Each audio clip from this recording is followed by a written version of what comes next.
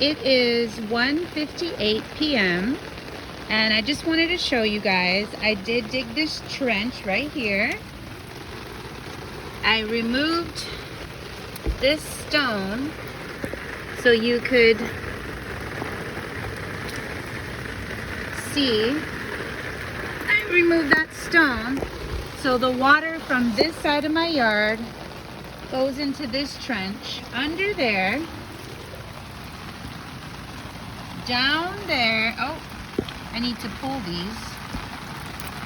Whatever. Down this way,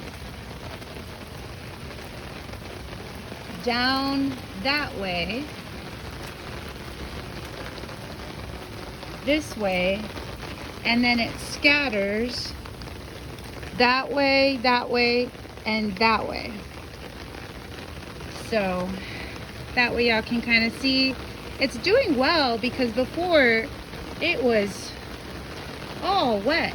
All of this area here that I just planted was just soaking, just wet. But with that trench, it's fixed it.